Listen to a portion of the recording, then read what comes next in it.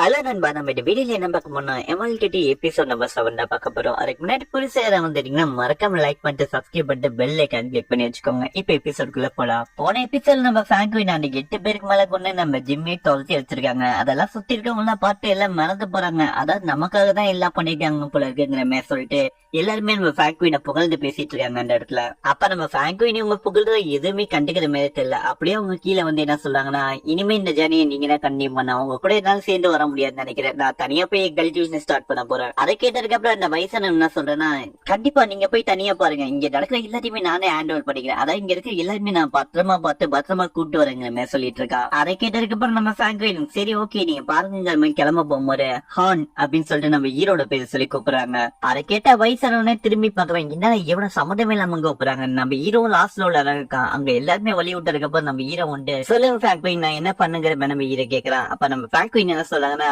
ஒரு குதிரைக்காக உன் உயிரை கொடுக்கணும்னு நினைச்சு பாத்தியா, அந்த விஷயம் எனக்கு ரொம்பவே பிடிச்சிருந்தது, யாருமே இப்படி ஒரு விஷயத்த பண்ணி நான் பார்த்ததே இல்ல, அதனால உனக்கு ஒரு ப்ரமோஷன் மாதிரி கொடுக்கணும்னு நினைக்கிறேன், அதனால உன்னை இனிமே ஸ்பெஷல் பீஸ் ஆபீசரா மாற்றுறேன், இந்த ஆபீசர் பொறுப்பு இருக்கிறதுனால நீ கோகுங்களை கண்ட்ரோல் பண்றதுக்கு டோக்கன் தரேன்னு சொல்லிட்டு ஒரு டோக்கன் தராங்க. அந்த டோக்கனை நம்ம ஹீரோ வாங்கிக்கிறான். அப்ப அவங்க என்ன சொல்றாங்கன்னா, நீ ஸ்பெஷல் டோக்கன் வச்சிருக்கிறதுனால உன்னால ஈஸியாவே அந்த மேஜிக்கல் கோகுகளை கண்ட்ரோல் பண்ண முடியும், அதுல உன்னால டிராவல் பண்ண முடியுங்கிற மாதிரி சொல்றாங்க. அதை கேட்டு நம்ம ஹீரோ டாக்கிங்கிற மாதிரி சொல்றான். அப்ப நான் டோக்கனை நம்ம ஹீரோ பார்த்துட்டு இருக்கான். அப்ப நம்ம ஃபிராங்க்லின் என்ன சொல்றேன்னா, அவங்க எல்லாருக்கும் என்னென்ன பண்ணுங்கிறது நான் ஆல்ரெடி சொல்லிட்டேன், என்னோட வழியில நான் பார்த்து போக போறேன். அதை கேட்டதுக்கு அப்புறம் நான் வயசானவா நீங்க பத்திரமா போயிட்டு வாங்க, உங்க வேலையை நீங்க பாருங்க, கண்டிப்பா நாங்க எதுவும் மிஸ்டேக் பண்ண மாட்டோங்கிற மாதிரி எல்லாருமே அந்த இடத்துல தலை வராங்க. அதை பார்த்ததுக்கு அப்புறம் நம்ம ஃபிராங்க்லின் அந்த இடத்தோட வேகமா பறந்து போக ஆரம்பிக்கிறாங்க. அப்ப நம்ம இரண்ட டோக்கனை பார்த்துட்டு என்ன சொல்றேன்னா, இப்படி ஒரு வாய்ப்பு எனக்கு கிடைக்குன்னு நினைச்சு கூட பாக்கல, அந்த மேஜிக் லுக்குள்ள இப்ப என்னால டிராவல் பண்ண முடியும் டோக்கன் இருக்கிறதுனாலங்கிற மாதிரி நம்ம ஹீரோ அப்படியே சந்தோஷப்படுற மாதிரி காட்டுறாங்க. அப்ப அந்த வயசான என்ன சொல்றேன்னா, இப்படி ஒரு வாய்ப்பு உனக்கு கிடைக்கும் நான் எதிர்பார்க்கல, ஒரு சாதாரண வேலைக்கார நாய்க்கு இப்படி ஒரு வாய்ப்பு கிடைக்குது, என்னால நம்பவே முடியல, என்னப்பா வர வர நீ கொஞ்சம் இம்ப்ரூவ் ஆயிட்டே இருக்க மாதிரி ஸ்டேட்டஸ்லாங்கிற மாதிரி சொல்லிட்டு இருக்காங்க. இந்த வயசானவங்க மட்டும் அப்படி நினைக்கிறான்னு பார்த்தா சுத்தி இருக்க எல்லாருமே இப்பதான் நினைச்சிட்டு இருக்காங்க. அப்ப எல்லாருமே என்ன பேசிக்கிறாங்கன்னா, டேய் இந்த பைத்தியக்காரன் எப்படி ஒரு வாய்ப்பு கிடைச்சது, இவன் பேச்சு கேட்டு நம்ம இவனை ஆபீஸ்ல ஏத்துக்கலாமா, என்னால ஏத்துக்க முடியாதுங்கிற மாதிரி எல்லாருமே இந்த இடத்துல நம்ம ஹீரோ அவமானம் தான் பார்த்துட்டு இருக்காங்க. நம்ம ஹீரோவை யாருமே ஏத்துக்க மாட்டேங்கிறாங்க அந்த இடத்துல, அவனுக்கு இப்படி ஒரு ப்ரமோஷன் எடுத்துரு. அப்ப அந்த வயசு என்ன சொல்றா, சரி ஒழுங்கான டோக்கன் எங்க ஏத்தா, உனக்கு எந்த டோக்கனுக்கு சம்மந்தமே இல்ல, அது உன் கனவு மட்டும் இருக்கணும். அப்ப நம்ம ஹீரோவை ஏன் இப்படி பண்ணிட்டு இருக்கீங்க எல்லாருமேங்கிற மாதிரி நம்ம ஹீரோ கேட்டுட்டு இருக்கான். அப்ப அந்த வயசு என்ன சொல்றானா, டேய் என்னடா நீ சாதாரண குதிரை கிழவனுக்கு இப்படி ஒரு வாய்ப்பு கிடைச்சா யாரால ஏத்துக்க முடியும். அப்ப நம்ம ஹீரோ என்ன சொல்றானா, இந்த வாய்ப்பு கொடுத்துட்டு ஃபிராங்க்லின் அவங்க பேச்சு நீங்க எல்லாருமே மீறிக்கலாம். அதை கேட்டு போய் சிரிச்சிட்டு இந்த வயசு என்ன சொல்றானா, டேய் ஃபிராங்க்லின் சொல்லிட்டு போயிட்டாங்கல்ல, இனிமே நான் தான் இன்சார்ஜ், அதனால டோக்கனை ஒழுங்கா கேள கூட, டேய் எல்லாம் இருக்கட்டும், டேய் பக்கத்துல இருக்கணும், நீ சொல்றா இவன்லாம் இவன் ஆடுற நீ கேப்பியானுங்கிற மாதிரி கேட்டுட்டு இருக்கான். அப்ப அந்த சர்வெண்ட் என்ன சொல்றான்னா, இவன் ஆடுற நான் கேட்பறா, என்னங்க நீங்க காமெடி பண்ணிட்டு இருக்கீங்க, இவெல்லாம் ஒரு ஆளே கிடையாது, இவன் பேச்சுல நான் கேட்கணுமா. அதை கேட்டதுக்கு அப்புறம் பக்கத்துல இருக்கிறவன் என்ன சொல்றா, நீ சொல்றது ரைட் தான்டா, நல்லா கேட்டுக்கிற, டேய் விளங்காரவனே வேலைக்காரப்பையில உன் பேச்சுல நான் கேட்டதான் அது எங்களுக்கு அவமானம் தாங்கிற மாதிரி சொல்லிட்டு நம்ம ஹீரோ அந்த இடத்துல அவமானப்பட்டாங்க. சுத்தி இருக்கவங்க எல்லாருமே நம்ம ஹீரோ பாட்டு சிரிச்சிட்டு இருக்காங்க. அப்ப இன்னொரு வேலைக்காரன் என்ன சொல்றான்னா, நான் வயசான இவெல்லாம் ஒரு ஆள் இல்ல தலைவரே, நான் பாத்துக்கிறேன், இவனெல்லாம் ஒரு 4-5 அடியை போட்டா தர போற டோக்கனை நீங்க எதுக்கு இவன்ட்டு கேட்டுட்டு இருக்கீங்க, சுத்தி எல்லாருமே உனக்கு ஒரு லெசனை கத்து கொடுங்க, இவன் தகுதி என்னங்கறத இப்ப நம்ம காட்டி ஆகணும் இவனுக்கு, அப்புறம் இவன் அடங்கி போய் நம்ம பேச்செல்லாம் கேட்பான், இல்லன்னா இப்பதான் ஓரா சொல்லிட்டு இருப்பாங்கிற மாதிரி சொல்லிட்டு இருக்காங்க. இதெல்லாம் தூரத்துல இருந்து ஒரு ஆள் பாத்துட்டு இருக்காங்கன்னு சொன்னல, அவங்கள எல்லாம் பாட்டு நான் இறங்க வேண்டிய டைம் வந்துச்சுன்னு நினைக்கிறேன், ஒரு பையனை புள்ளி பண்ணிட்டு இருக்காங்க எல்லாருமேங்கிற மாதிரி சொல்லிட்டு இருக்காங்க. அப்ப அங்க பார்த்தா நம்ம ஹீரோ என்ன சொல்றேன்னா, எனக்கு தகுதி இல்ல நீங்க எப்படி சொல்ல முடியும், அதாவது என்னோட தகுதி என்னன்னு எனக்கு தான் தெரியும், உங்களால எப்படி சொல்ல முடியும். அதை கேட்ட வயசனோ, என்னது தகுதியை பத்தி தான் தகுதி கிட்டவெல்லாம் என்கிட்ட பேசக்கூடாது, டேய் ஒரு விஷயத்த மறந்துட்டியா, எங்க பேலஸ்ல இருக்குமோ நீ எப்படி குதிரையை கிளவனும் உன்னை எப்படி அடின்னு நடிச்சோம் எல்லாம் மறந்துட்டியா என்ன, இங்க வந்திருக்க தைரியம் அதிகமான மாதிரி தெரியுது உனக்கு, ஒழுங்கா நீயே மரியாதை டோக்கன் தண்டனா கொஞ்சம் அடி விழுவாம இருக்கும், இல்ல நீ தரமாட்டேன் பிகு பண்ணிட்டு இருந்தேன்னு வச்சுக்கோ, அப்புறம் அடிச்சு புடுங்க வேண்டாம் இருக்கும், அப்புறம் உனக்குதான் அடி பயங்கரமா யோசிச்சுக்கண்ணா. நம்ம ஹீரோ லைட்டா முறைச்சு எல்லாருமே பாத்துட்டு இருக்கா. சுத்தி இருக்க 4-5 சர்வன்ஸ் தான் நம்ம ஹீரோ சுத்து போட்டு அந்த டோக்கனை புடுங்கிறதுக்காக நம்ம ஹீரோ அடிச்சு வாங்கலாங்கிற மாதிரி சொல்லிட்டு எல்லாமே பக்கத்துல வந்துட்டு இருக்காங்க.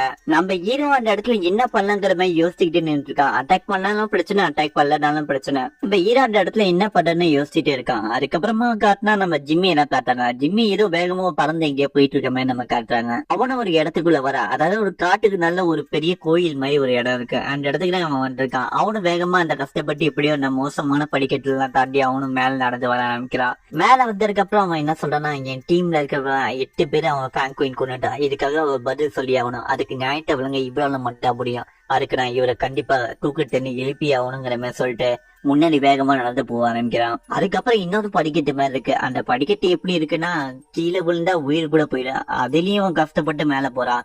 மேல போனா ஒரு கோயில் மாதிரி ஒரு இடம் இருக்கு. அந்த இடத்துக்கு வந்ததுக்கு அப்புறம், எழுதா எனக்கு ஒரு அநியாயம் நடந்துச்சு, தயவு செஞ்சு நீங்க தூக்கு தண்ணி எந்திரிங்க ப்ளீஸ், நான் உங்கள்ட்ட பேசி ஆகணுங்கிற மாதிரி சொல்லிட்டு இருக்கான். அப்ப இன்னொரு வாய்ஸ் கேக்குது, யாரு ஃபர்ஸ்ட் நீ யாருன்னே தெரியல, எதுக்குற என் தூக்கத்துல நீ எழுப்ப பாக்குற. அதுக்கு இவன் என்ன சொல்றா, என்னோட பேர் ஜிம், அதாவது உங்களுக்கு என்ன ஆல்ரெடி தெரியும், எனக்கு ஒரு அநியாயம் நடந்துச்சு, அதை நீங்க தான் தட்டி கேட்கணும், அந்த ஃபிராங்க்வின் என்ன பண்ணா தெரியுமாங்கிற மாதிரி சொல்ல வரான். அதுக்கு அந்த டெல்டா டாய் என்ன சொல்றானா, நீ எதுவுமே சொல்ல தேவையில்ல, என்ன நடந்தது தெரியும், ஃபிராங்க்வின் என்ன பண்ணாலும் தெரியும், ஆளுங்க என்ன பண்ணாங்க தெரியும், இப்ப நான் நடுவுல வந்தேன்னா எனக்கு தான் பிரச்சனை வரும், அதனால தயவு செஞ்சு நீ திரும்பி கிளம்பி போங்கிற மாதிரி சொல்றான். அதெல்லாம் கேட்டதுக்கு அப்புறம், நீங்க என்ன இப்படி பேசிட்டு இருக்கீங்க, ஏன் இப்படி பண்ணிட்டு இருக்கீங்க, ஹெல்ப் பண்ணுங்க, 8 பேரை கொண்டுருக்கான், ஆனா நீங்க யாருமே எந்த ஒரு கேள்வியுமே அவளை கேட்க மாட்டீங்க, அந்த ஃபிராங்க்வினை பார்த்து நீங்க எல்லாருமே பயப்படுறீங்களா என்ன. அதுக்கு அந்த எழுதத்தா என்ன சொல்றேன், நீ தேவையில்லாம ஓவரா பேசிட்டு இருக்க, ஃபர்ஸ்ட் நீங்க வந்துட்டு என்கிட்ட என்ன கம்ப்ளைண்ட்னு சொல்லிட்டு அது வரையும் போதும், நீ தயவு செஞ்சு நடத்திட்டு சீக்கிரமா கிளம்பி போ, இல்லனா நான் உனக்கு பனிஷ்மெண்ட் கொடுக்க வேண்டியதா இருக்கும். அதுக்கு நம்ம ஜிம் என்ன சொல்றானா, எழுதட்டா ப்ளீஸ் எனக்கு அலோவ் பண்ணுங்க, உண்மையை சொல்ல அலோவ் பண்ணுங்கிற மாதிரி சொல்றான். அவனை இவனே அட்டாக் பண்ணி வெளில தள்ளி விடுறாங்க.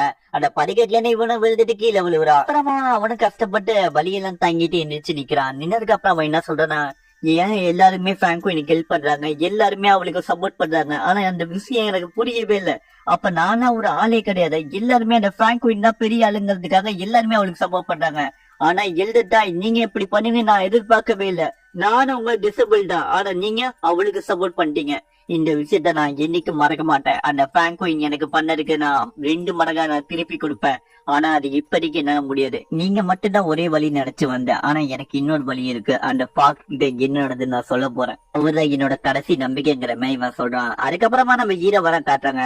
அங்க இருக்கவங்க யாருமே நம்ம ஹீரோ அக்செப்ட் பண்ணிக்க மாட்டேங்கிறாங்க, அந்த டோக்கனை நம்ம ஹீரோ வச்சுக்கிறதுக்கு இவனுங்க எல்லாருமே ஒத்துக்க மாட்டேங்கிறானோ, ஆனா ஹீரோக்கு ஆல்ரெடி அந்த டோக்கன் கிடைச்சிரு, ஆனா யாருமே இதை ஏத்துக்க மனசே இல்லை, ஏன்னா ஒரு தாழ்த்தப்பட்டவன் எப்படி உயர்ந்து வருதுங்கிற மாதிரி எல்லாமே நினைக்கிறாங்க. ஃபிராங்க்வின் அந்த இடத்துல இல்ல, அதனால இவனுங்க எல்லாமே அட்வான்டேஜ் எடுத்து நம்ம ஹீரோ கிட்ட அடிச்சு போடுறதுக்காக எல்லாருமே பக்கத்துல இருந்து மிரட்டிட்டு இருக்காங்க நம்ம ஹீரோவை. இப்படி சண்டை போற மைண்ட் செட்டுக்கு வந்துட்டா. அப்ப சடனா ஒரு வாய்ஸ் கேக்குது, ஏதோ ஒரு சின்ன பையனை மிரட்டிட்டு இருக்க மாதிரி இருக்கு, அதுவும் ஏன் கண்ணு கூட இந்த ஜியான் மோட்டில ஒரு அநியாயம் நடந்தா அதை நான் பார்த்து சும்மா இருக்க மாட்டேன். அதை கேட்டிருக்காங்க வயசான யாரு பார்த்து வாய்ஸ் மட்டும் கேட்கிற ஆளை காணமேங்கிற மாதிரி கேட்டுட்டு இருக்காங்க. நம்ம ஹீரோ யாராங்கிற மாதிரி நம்ம ஹீரோ திரும்பி பார்த்துட்டு இருக்கா. அப்ப சடனா ஒரு பொண்ணு என்ட்ரி ஆகுறா. இப்பதாங்க ஒளிஞ்சிருந்து வேடிக்கைப்பட்டு இருந்தவ. அவ வந்ததுக்கு அப்புறம் என்ன சொல்றானா, மிஸ் ஃபிராங்க்வினை பார்க்கும்போது எனக்கு ரொம்ப பெருமையா இருக்கு. ஏன் சொல்றேன்னா 8 பேரை ஒட்டால ஒரு பொண்ணை வந்து கொண்டு இருக்காங்க, அதெல்லாம் பார்க்கும்போது எனக்கு ரொம்ப பிடிச்சிருந்தது. ஆனா அவங்க கூட வந்திருக்கேன் உங்க யாருக்குமே அந்த தகுதி இல்ல. மிஸ் ஃபிராங்க்வினுக்கு வேலைக்காரனா இருக்க கூட உங்க யாருக்குமே தகுதி இல்ல. அந்த 8 பேரை அவங்க ஃபிராங்க்வின் கொல்லும் போது வேடிக்கை பார்த்து பயந்துட்டு நின்னுட்டு நீங்க எப்படி அதை தைரியமா எடுத்து நிக்கணும்னு நினைச்ச இந்த பையன் எப்படி? அதனாலதான் சொல்றேன் இந்த பையனுக்கு தகுதி இருக்கு. நீங்க தேவையே இல்லாம இந்த ஸ்பெஷல் கார்டை இவங்க கொடுக்கணும்னு நினைக்கிறீங்க, இதெல்லாம் தப்பான விஷயம். அதை கேட்டதுக்கு வயசான ஃபர்ஸ்ட் நீ யாரு, நீ எல்லாம் எங்களுக்கு கேள்வி இருக்கலாமா சொல்லிட்டு இந்த பொண்ணு அட்டாக் பண்ண வராங்க. அப்ப இந்த பொண்ணு கத்தி எடுத்து சண்டைக்கு போகும்போது நம்ம ஹீரோ நடுல வந்து இந்த பொண்ணுக்கு இருக்க எந்த சம்மந்தமும் இல்லை, யாருமே இந்த பொண்ணு எதுவுமே அட்டாக் பண்ணாதீங்க. அப்ப இந்த பொண்ணு சிரிச்சுக்கிட்டு இவனே வீக்கா இருக்கா, இவன் என்ன ஃப்ரெண்ட் பண்றானுங்கிற மாதிரி சிரிச்சிட்டு இருக்கா. ஹீரோ என்ன சொல்றானா, இந்த விஷயத்த நானே பாத்துக்கிறேன், நீங்க எதுவும் இன்வால்வ் ஆவாங்க, தேவையில்லாம உங்களுக்கு தான் பிரச்சனை, நீங்க பின்னாடி போங்க நான் பாத்துக்கிறேன். அது சொன்னதுக்கு அப்புறம் இந்த பொண்ணு கத்தியை வச்சுட்டு பின்னாடி போற. அப்ப அந்த வயசான என்னடா நீ என்ன கூட சண்டை போட போறியா? அப்ப நம்ம ஹீரோ என் தகுதியை ப்ரூவ் பண்ணா அவங்க எல்லாமே டிஃபீட் பண்ணாதான் முடியும்னா அதை கூட பண்ண தயாரா இருக்கேன். அதை கேட்டது வயசான கடுப்பாயிட்டு இருக்கா. இதோட இந்த எபிசோட் முடியுது. இது வரையும் பொறுமையா பார்த்த எல்லாருக்கும் ரொம்ப தேங்க்ஸ். மறக்காம லைக் பண்ணுங்க, சப்ஸ்கிரைப் பண்ணுங்க, ஷேர் பண்ணுங்க. இது ஏஜே வாய்ஸ் ஓவர்.